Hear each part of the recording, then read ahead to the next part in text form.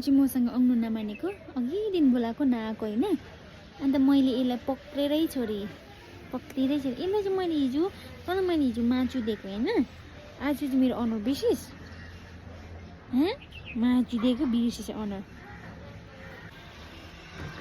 यो चाहिँ मेरो बिरालो होइन, तर यहाँनिर चाहिँ मेरो रुमको बाहिर चाहिँ हुन्छ नि त यो बिरालो। अन्त म चाहिँ पक्रेर लगेर चाहिँ केहरू दिन्छु नि त। तर यसले बिर्सिहाल्छ। अघि त बोलाउँदा पनि नआएको नि यो। यस्तै छ नि त बिउरा, यस्तै छ। मासु खाइदिए मामा पनि खाइदिए बिर्सिछ यसले मलाई। घरमा चाहिँ छ मेरो बिरालो कि, तर यता गान्तोकमा चाहिँ पाल्नु सक्दिनँ किनभने म आफै रुममा बस्दैछु है।